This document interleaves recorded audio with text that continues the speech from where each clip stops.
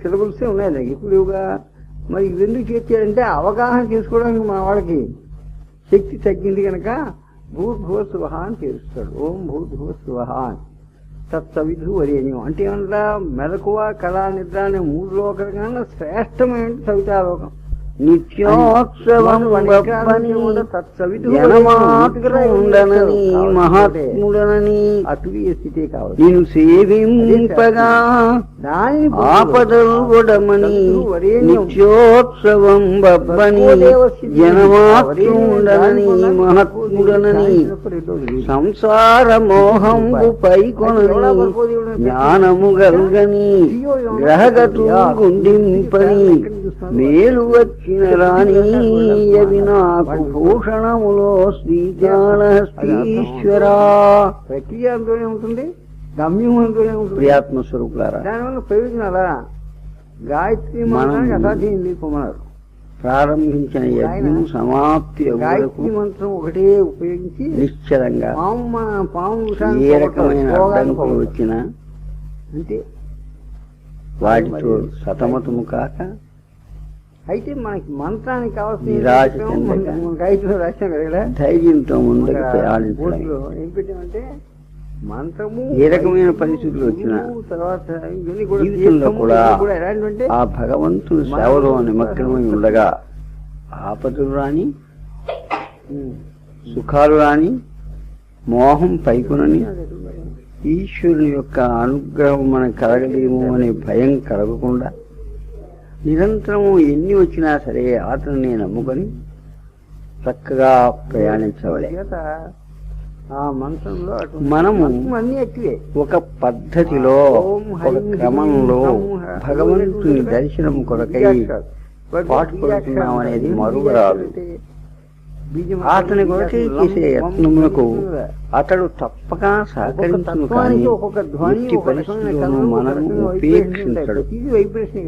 అయితే మన పురాకృత కర్మవశాత్తు మనకి లభించిన సుఖ దుఃఖాలని మనం సంతోషంగా అవి రుణంబులు కడతేరుటై సుఖించు అంటాడు. అటువంటి కూడా పోవడమే మనకి వేరు. ఆ అవకాశాలు లభించడం సంతోషంగా కనుక మనం ప్రారంభించినటువంటి ఏ అన్వేషణ అయితే ఉన్నదో, ఏ రకంగా మనం జీవితాన్ని ధన్యం చేసుకుని ఆ పరతత్వాన్ని గ్రహించాలని అనుకుంటున్నామో దాని ఎందుకు ఏమాత్రం ఏమరపాటు లేకుండా సదా కృషి చేయవలసింది. అయితే మనం చేయుతున్న కృషిని సరిగా చేస్తున్నావా, భగవాన్ అనుగ్రహం ప్రాప్తించునా అనే సంశయం అక్కర్లేదు. ఒక క్రమ పద్ధతిలో వెళ్ళిన నాడు అనుకున్న గమ్యం చేరడం తథ్యమే. భగవద్ అనుగ్రహం కూడా ఎప్పుడూ మనకు ప్రాప్తిస్తూనే ఉంటుంది. అయితే మనం తీసుకోవడంలోనే ఉంది. ఒకప్పుడు మనం ఆ అనుగ్రహాన్ని గ్రహించగలుగుతాం, ఒకప్పుడు గ్రహించలేకపోతాం. ఎందుకు గ్రహించగలుగుతున్నాం, ఎందుకు గ్రహించలేకపోతున్నాం అంటే మనలోనే కొన్ని అడ్డంకులు వేసుకుంటాం. మనమే ఒక ఏదైనా చిన్న విపత్తు వచ్చేసరికి అయ్యో ఇన్నాడు భగవంతుని ఆరాధిస్తున్నాం కదా, మనకి ఎందుకు వచ్చింది అని దాని గురించి మన కాలాన్ని కూడా వృధా చేసి విచారిస్తాం. కావలసింది అది కాదు. నేను సేవింపగా ఆపదలు ఉడమని నిత్యోత్సవం బబ్బని, నేను సేవిస్తుండగా నాకు ఆపదలు రాని, లేక ఎల్లప్పుడూ సంతోషం కావాల్సిన ఉత్సవాలని నిత్య కళ్యాణం పచ్చతోడంగా నడుస్తూ ఉండని జీవితం రెండు నాకు ఒకటే, నీకదే నాకు ప్రధానం. నీవు సేవింపగన ఆపదలు ఉడమని నిత్యోత్సవం బబ్బని జనమాత్రం ఉండనని మహాత్ముడనని. వీడొచ్చి సామాన్యుడు ఏంటి పనికిరాని వాడిగా ఇలా చూస్తున్నాడే, తన తాలూకు ముఖ్యమైన విద్యుత్ ధర్మం కానీ సంపాదన కానీ అటువీ పోకుండా ఏదో ఆత్మాన్ని చూస్తున్నాడే అని అనవచ్చు. సామాన్యుడి అనుకోని ఏది లేదు, మహాత్ముడే. అలా కృషి చూడండి ఎట్లా ప్రకాశిస్తున్నాయో ఆ కళ్ళు ఆ ముఖము, అందుకే మహాత్ముడే అనుకుంటారు. మహాత్ములన్నా సామాన్యుడన్నా రెండింటినీ ఒకలాగే తీసుకునేటువంటి బుద్ధి మనలో కలగాలి. ఏమన్నా సరే సంసార మోహం అప్పుడు మనం పైకెప్పేసి ఆ భగవంతుని యొక్క సాధన నుంచి మైమరుపు చేస్తుంది.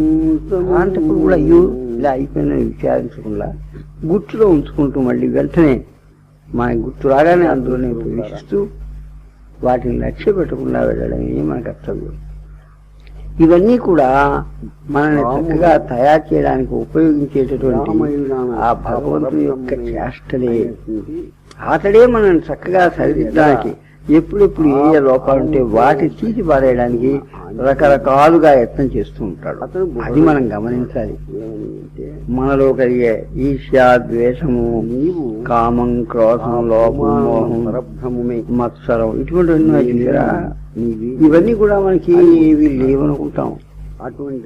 చేత అవి ఎప్పుడు కూడా పై పైన కనబడవు. పై పైన అయిపోయి లోపల ఉండి చీడపురుగు చేరి చెట్టు ఎరసు అని ఆ వేరుని బట్టి ఎలా అయితే చెట్టుని చీడపురుగు నాశనం చేస్తుందో అట్లా మన అంతర్గతంగా లోపల ఉండి అవి మనకు తీయని అపకారాన్ని చేస్తూనే ఉంటాయి. ధ్యానానికి కూర్చుంటే మాత్రం కావలసినంత అవరోధాన్ని కలిగిస్తూ ఉంటాయి. అందుచేత మనం గమనించవలసింది ఏంటంటే మనకి సూపర్ఫిషియల్గా పైనంత ప్రశాంతంగా ఉన్నట్టు అనిపించినా అంతర్గతంగా ఉండి గొడవలు చేస్తూ ఉంటాయి కనుక వాటిని తొలగించడానికి పరమేశ్వరుడు మనకి అనేక రకాల సన్నివేశాలు కల్పిస్తూ ఉంటాడు. ఒక్కొక్క సన్నివేశంలో మనల్ని నిష్కారం చెడతారనుకోండి ఎవరైనా, అయ్యో ఎందుకు ఏం తప్పు చేయలేదే అని మీరు విచారించి విరమాలుకోక్కర్లే. మనలో ఏదైనా ఇంకా లోటు ఉంది కావాలి, ఓర్చుకునే శక్తి మనకి ఎలా ఉందో పరీక్షించడానికి పరమేశ్వరుడే ఈ రకంగా తీస్తున్నాడు అని ఆ రకంగా ప్రతి ఒక్కదానిని కూడా మనం తీసుకుంటూ ఉన్నట్లయితే మనలోని అంతర్గతమైన అనేక జన్మ వాసన తాలూకు ప్రభావం అంతా కరిగిపోయి ఆ నిత్యోత్సవ పరబ్రహ్మ స్థితిని పొందడం సులువవుతుంది. అందుకొరకై వీటిని మనం లక్ష్య పెట్టకుండా మనం మన క్రమశిక్షణను విడిచిపెట్టకుండా చక్కగా గమ్యం చేరే వరకు ఆగకుండా ప్రయాణించడం అవసరం. ఎన్ని రకాల ఇబ్బందులు వచ్చినా ఒకప్పుడు గ్రహదోషములు మనల్ని బాధిస్తూ ఉంటాయి. ఆయా పరిస్థితుల్లో అయినా మనం తట్టుకొని వాటిని లక్ష్యం చేయకుండా భగవంతుడు మనకున్నాడు, నేను అన్వేషించేది భగవంతుని యొక్క సాక్షాత్కారం, నా యొక్క నిజమైన స్వరూపం ఆ భగవంతుని సహాయంతో పొందడం కోసమే కదా. అంచేది ఇవన్నీ ఎందుకు లెక్క చేయాలి అని సంపూర్ణమైన విశ్వాసంతో నిశ్చయంతో ముందరకు సాగుతూ ఉన్న కొలది మనకి ఆనందం అది లభిస్తూ ఉంటుంది. అసలు సాధనలోనే ఆనందం ఉంటుంది కూడా. మనకేంటి ఈ రోజు చక్కగా ధ్యానం చేసామనుకోండి, ఒక 10 నిమిషాలు నిర్మలంగా మనసు ఉండిపోయింది అట్లా హాయిగా. ఆ ఆనందం ఎంత విలువైనదో, ఏ విషయ సుఖాల్లోనూ లేని ఆనందం అందులో కనబడుతుంది కదా. అటువంటి ఆనందాన్ని చూసిన తర్వాత అటు ఏపీ రాగబడుతుంది మనస్సు. అందుచేత వాటిని అన్నిటినీ చక్కగా గ్రహించుకుంటూ చక్కగా సాధనలో ముందరికి వెళ్తున్నామనే సంగతి మరిచిపోకుండా, సంశయం లేకుండా, సాధన విడవకుండా నిరంతర అభ్యాసం కానీ చేసినట్లయితే అనతి కాలంలోనే మన గమ్యాన్ని చేరుకోగలుగుతాం. అంచేత ఆ రకంగా మేము దర్శిస్తున్నా ఆ ఎక్కడ చైతన్యం అయితే ఉన్నదో ఆ చైతన్య దర్శనంతో పవిత్రులు అవుతూనే ఉంటారు.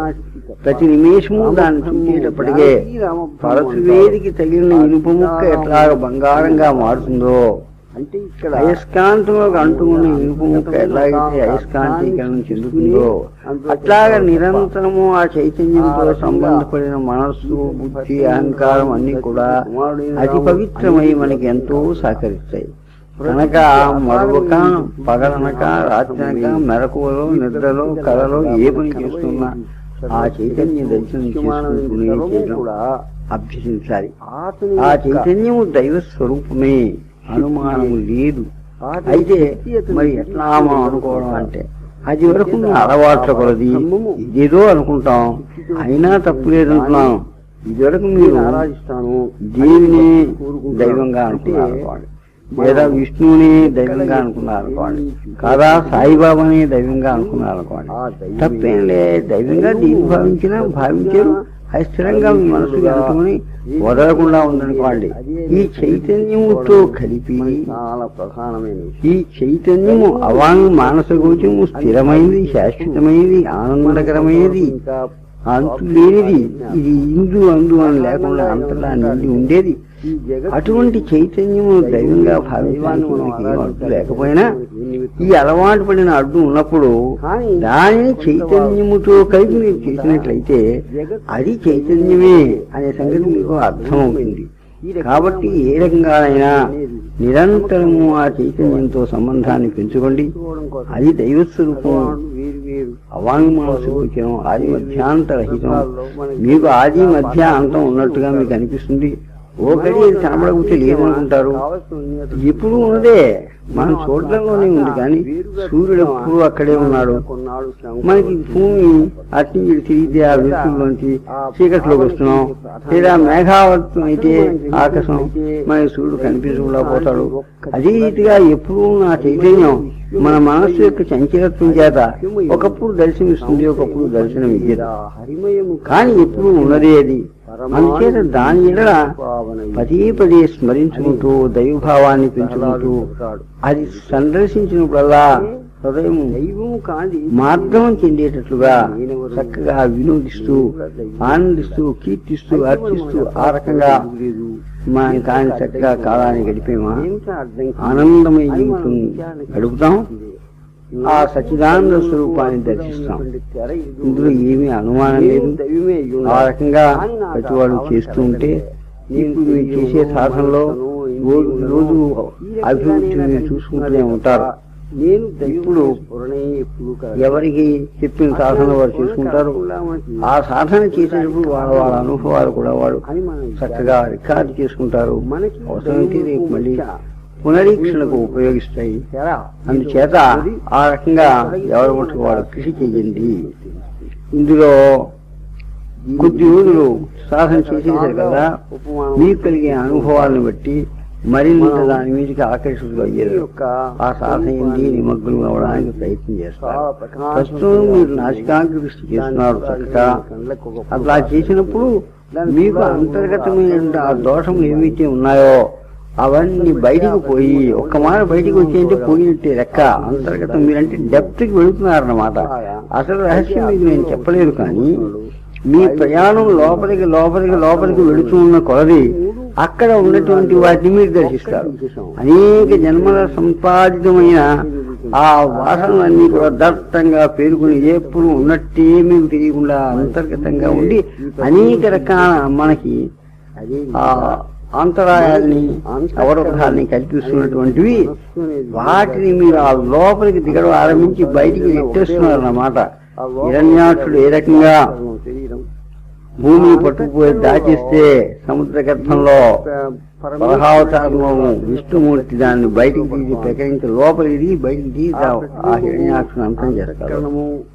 అట్లాగా మనం కూడా లోపలికి దిగి దానికి ఆ లేయర్ బై లేయర్ ఒక పొర లోపలికి వెళుతూ ఉండకూడదు. ఇవి దర్శనమిస్తూ ఉంటాయన్నమాట. అంతర్గతమైన వాసనలు రకరకాలుగా అవన్నీ కూడా బయటికి నెట్టేయడం జరుగుతుంది. అవి ఆ రకంగా మనం ఎప్పుడైతే అంతర్గతం వెళ్ళడం అంటే అవి పోతాయండి మరి రావండి అని అడిగారు అనుకోండి మాటకి. నిజంగా అవి వచ్చినా మీరేమైనా వాటికన్నా అంతర్గతంగా లోపలికి దిగడం అనేది మీకు తెలిసింది కనుక వాటి దాని ప్రభావం మీ మీద ఉండదు. అవి ఉన్నా లేకున్నా ఒకటి. అట్లా కాకుండా అణిచిపెట్టుకుని దాటబడి ఉంటాయనుకోండి, మనకి తెలియకుండా అనేక రకాల మన ఇబ్బందులు గురి చేస్తుంటాయి. రోగాలు కూడా కల్పిస్తూ ఉంటాయి. రకరకాల దుర్భావాన్ని రేకెత్తిస్తూ ఉంటాయి. ధ్యానం కుదరనివ్వవు. మనకి మంచి మార్గంలోకి వెళ్ళడానికి సహకారం చెయ్యవు. కాబట్టి మనం ఎప్పటికీ లోపలికి దిగడం అనేది అలవాటు. ఇందో లోపలికి వెళ్ళడమే చేస్తున్నాం అన్నమాట. నాసికాగ్ర దృష్టి అంటే మనస్సును ఏకాగ్రం చేసి అంతర్గతంగా అలా ప్రయాణం చేస్తున్నాం. అలా చేస్తున్నప్పుడు ఆ లోపల నుండి బయటికి మనకు తెలుస్తున్నాయి. అవన్నీ బయటకు వచ్చి పోతున్నాయి. వాటి గురించి మనకి ఇంకా బాధపడవలసిన అవసరం లేదు. అవి ఉన్నా లేకున్నా ఒకటి. మనకి ఎప్పుడైతే వాటిని అర్థం చేసేస్తున్నాము, వాటి అంతర్గత లోపలికి వెళ్ళడం అనేది మనకి తెలిసిపోయిందో అలా అంతర్గతంగా మన కేంద్రానికి చేరేదాకా మన ప్రయాణం సాగుతుంది. అట్లా ఇప్పుడు నాసికాగ్ర దృష్టి ఉంటూ ఉండగా దానిని ఆ ప్రయాణంలో ఇంకొకటి కూడా యాడ్ చేయమన్నా దానికి ఆ సోహం జపం చేయమన్నా, అంటే జపం ఎట్లాగా శ్వాసానుసంధానం చేయమన్నా, శ్వాస అనుసంధానం చేసి చేయమన్నా. అట్లా చేసినప్పుడు శ్వాస ప్రాణము మనస్సు రెండు ఏకమవుతున్నాయి. అంటే ప్రాణమే శ్వాసగా అది మనస్సు ఎప్పుడైతే ఏకమైనాయో దానికి అనిలము ప్రాణములు రెండూ కలిసి ప్రయాణిస్తూ అంతర్గతమైన ఆ స్థానానికి చేరుకుంటున్నాయో అప్పుడు ఆత్మదర్శనం చాలా సులువుగా లభిస్తుంది. కనుక ఆ రకంగా ప్రయాణించడంలో ఒక స్టెప్ బై స్టెప్ మరింత మనం ముందరికి అభివృద్ధి చెందుతున్నాం అనేది మరువరాదు. ఇప్పుడు అట్లా చేసినప్పుడు ఏం జరుగుతుంది అంటే మీకు ఇంకా కొత్త కొత్త విషయాలు దర్శనానికి వస్తాయి. అట్లా వెళ్ళగా మీరు తులకు ఆత్మానుభూతిని పొందగలుగుతారు. అందుచేత నిస్సంశయంగా ప్రయాణం నిస్సంకోచంగా సాగించాలి. సాధన చక్కగా మరింత ఉద్ధృతం చేయాలి. సామాన్యంగా సమయాన్ని వృధా చేయకుండా ప్రతి నిమిషము విలువైనగా భావించి మీరు వీలైనంత వరకు క్రమ పద్ధతిలోనే సాధన చేయాలి. అంటే ఒకప్పుడు అత్యధికంగా ఒకప్పుడు అల్పంగా కాకుండా యూనిఫామ్గా రాత్రి 10 గంటలకి పడుకొని 12 గంటలకి లేచిపోయి మళ్ళీ 3 గంటలకు పడుకుని 4 గంటలకి లేచి ఇట్లా కాకుండా కావాల్సిన విశ్రాంతి ఇచ్చినప్పుడు మాట ప్రశాంతంగా పడుకునేటప్పుడు మాత్రం ప్రిపేర్ అయి పడుకోండి. అందులో మేల్కునేటప్పుడు చక్కగా వేస్తారు.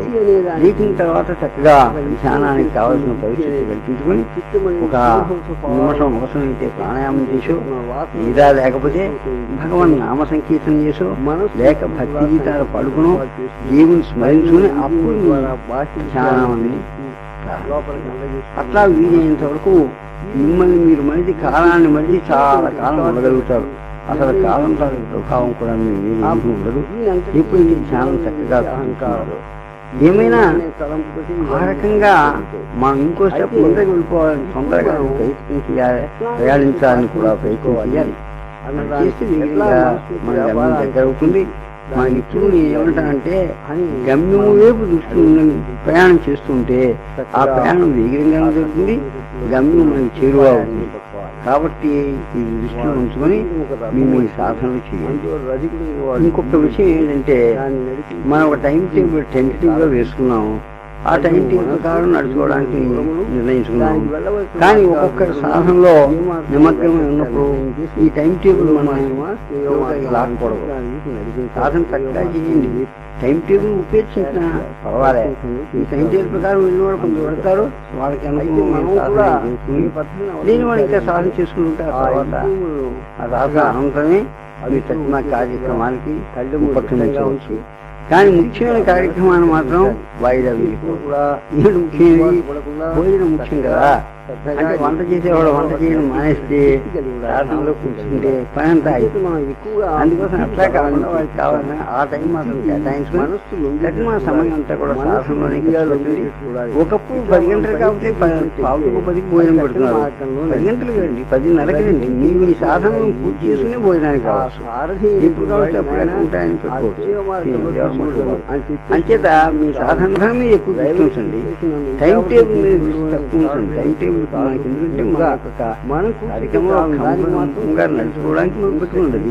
ఇలా అవసరం మార్చుకుంటాం మన చేతిలో కదా. అంటే దానికోసం ఈ సాధన మాత్రం ఉదించడం కానీ వాయిదా వేయడం కానీ మధ్యలో మానేయడం కానీ చేయవద్దు. అసలు జీవితంలో వాసనలన్నిటి బయటకు తీసుకుంటుంది రెండో పక్క.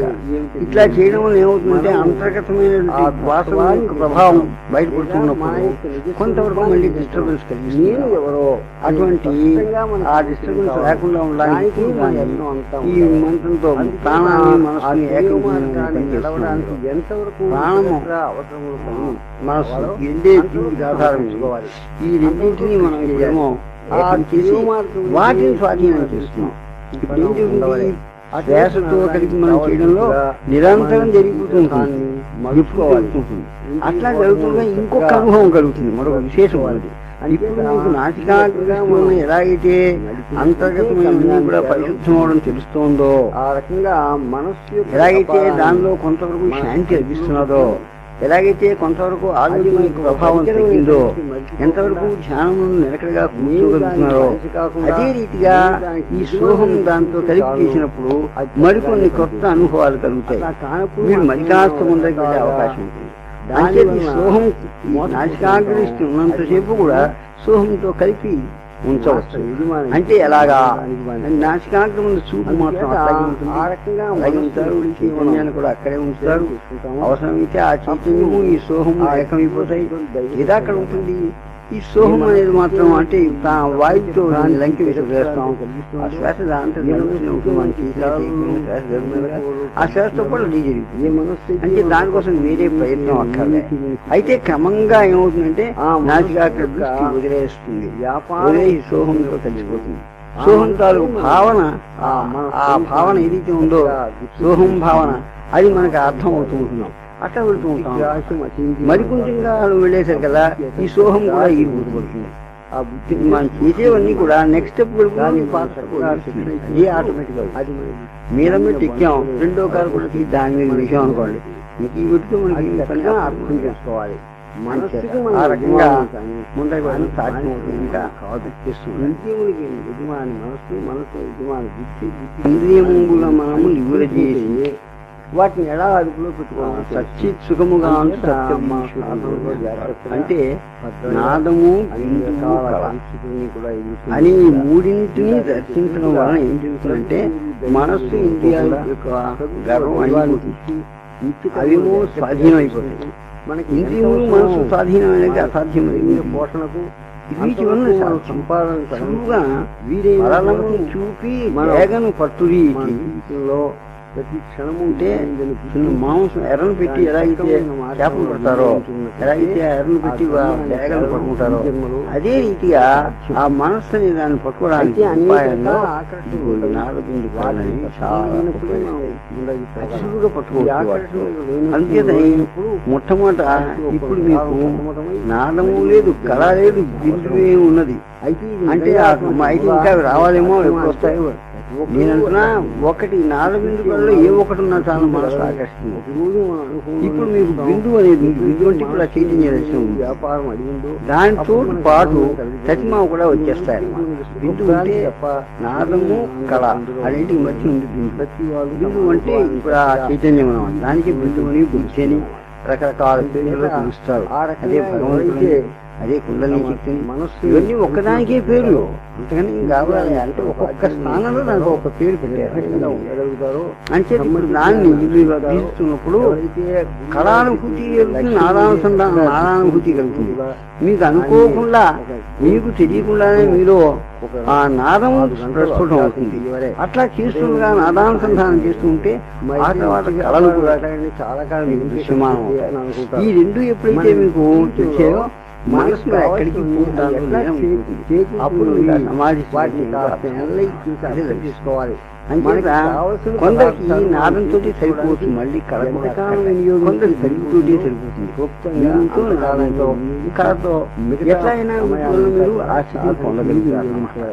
అంటే 6 గంటలు చేసిన శక్తి 40 మీకు ముందుగా చెప్పరాదు అనుకున్నా కలుగుతుంది. ఆ సందర్భం దాని తర్వాత తెలిసే కానీ మనసు దాని చాలా వరకు పొందదు కనుక ఏర్పడి ఈ రకంగా మీరు చేసేసరికి మీకు నాదానుభూతి కలుగుతుంది. ఆ నాదం అనేది ప్రస్ఫుటంగా వినపడుతుంది.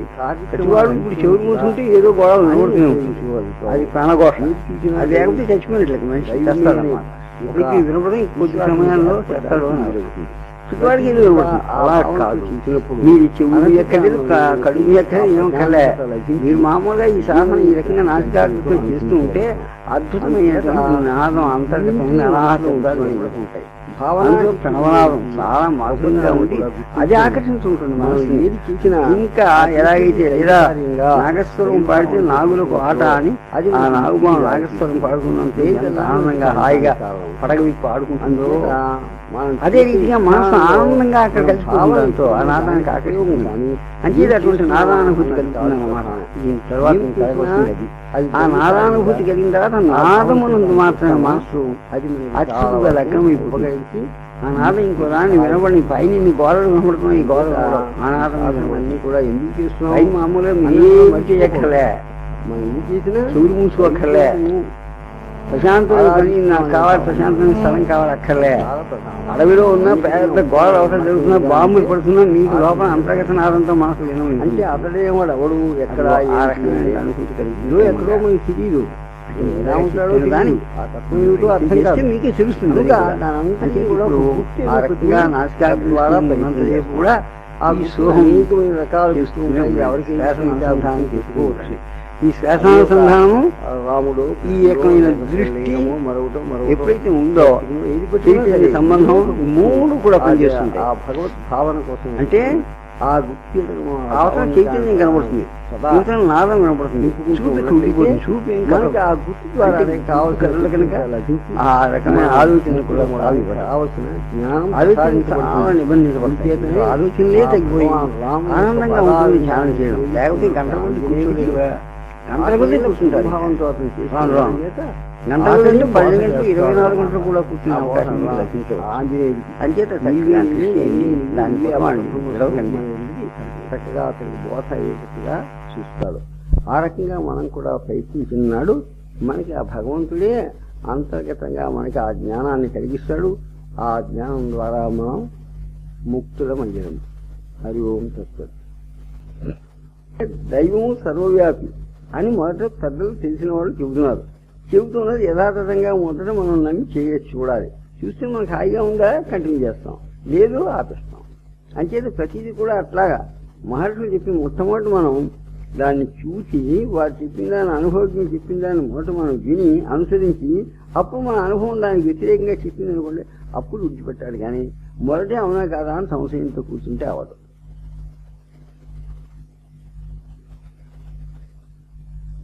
ఉదయం 3 గంటలు, సాయంకాలం 3 గంటలు ధ్యానమే చేయాలా? ఏం చేయాలి? ధ్యానమే చేయాలి, కావాల్సిన ధ్యానమే. చెప్పాను కదా, ధియోయోన భర్గోదేవస్య ధీమహి. ఆ భర్గోదేవుని ధ్యానించడం తప్ప ఆ తురియ స్థితి కల్లా ఇంకో మార్గం లేదు అన్నాడు. ధ్యానించాలంటే ధ్యానానికి మనకి సహకారం చేసేటట్టుగా శరీరం మనస్సు ఉపకరించాలి.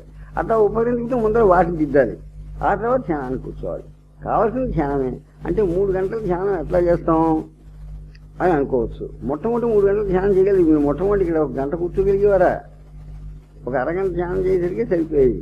ఆ తర్వాత అంతేకాదు, మరి 3 గంటల సేపు వరుసగా కూర్చోగలుగుతున్నారు. ఇప్పుడు కొందరు కూర్చుంటున్నారు కదా రోజు. అయితే ధ్యానం చేస్తున్నారా లేదా మనకి తెలియదండి అంటారు. చేయని యత్నం చేస్తున్నారు కదా, ఆ యత్నమే ధ్యానం. ధ్యానం అంటే భగవంతుని గురించి తెలుసుకుందామనే యత్నం అంతా ధ్యానమే. భగవంతునికి సంబంధించిన ఆలోచనలన్నీ కూడా ధ్యానమే. దానికి ఇతరమైనవన్నీ కూడా కావు. కానీ అంచేత అదంతా ఆ రకంగా చేయగా ఆ మనస్సు ఏకాగ్రం అవడానికి కావాల్సిన ఉపాయాలు మనకి తెలుస్తూ ఉంటాయి. ఆ ఉపాయం ప్రకారం చేస్తూ ఉంటాము. ధ్యానం చేస్తూ ఉంటే మనకు ఆనందం కలుగుతుంది, అది మరి అక్కడి నుంచి అది ఆకర్షిస్తుంది. మనం అట్టే ప్రయత్నం వస్తుంది. అంటే 3 గంటలు ఏం చేయాలంటే మీరు ఏం చేస్తున్నారు? ఇప్పుడు కొంతసేపు ప్రాణాయామం చేస్తున్నారు, కొంతసేపు ఆసనాలు చేస్తున్నారు, కొంతసేపు ధ్యానం చేస్తున్నారు. ఈ రకంగా ఖర్చు పెడుతున్నారు అనుకోండి. అలాగే ఇప్పుడు మనం చేయగా కొన్నాళ్ళు అయ్యేసరికి ఈ ఆసనాలు ప్రాణాయామం అక్కర్లేకుండా మనసు కుదిరింది అనుకోండి, ఏకాగ్రత పట్టు చేస్తున్నాం. మీరు ధారణాభ్యాసం చేస్తున్నారు, అది ఉంది కనుక అంతే ఎక్కువ శ్రమ లేదు. మీరు ఎన్నాళ్ళ నుంచో సాధన చేస్తున్నారు కదా, అంతే మీకు ధ్యానం చేయడం సులువు అవుతూ ఉంటుంది. అంటే 3 గంటలు చేయగలుగుతారు. ఉదయం 3 గంటలు, సాయంత్రం 3 గంటలు చేస్తే 40 రోజులు చాలన్నాడు. ఎక్కువ చెప్పలే, 40 డేస్ ఏమైనా పూర్తి చేయాలి దాంతో తగ్గ. మరి ఇప్పుడప్పుడు 20-30 రోజులు అయిపోతుంది రమాడమే. మరి ఇప్పటికి మనం ఎక్కడున్నావా అని మళ్ళీ ప్రశ్నార్థకంగా ఉంటుంది ఏమిటా అని అంతగా ఆత్మవిమర్శన చేసుకోవాలి. ఇదివరకు కన్నా ఇప్పుడు ఏమైనా ముందరకు నడిచామా, వెనక్కి నడుస్తున్నామా, లేక అక్కడే ఉన్నామా అని విచారణ చేసుకోవాలి. చేసుకుంటే ఇప్పుడు మీకే అర్థమవుతుందిగా, మీరు ముందర నడుస్తున్నారా, వెనక్కి నడుస్తున్నట్టుందా, అక్కడే ఉన్నట్టుందా? ఏమంటారు? ముందరికి నడిచినట్టే ఉంది. మరి అలా నడుస్తుంటే అయిపోతుంది.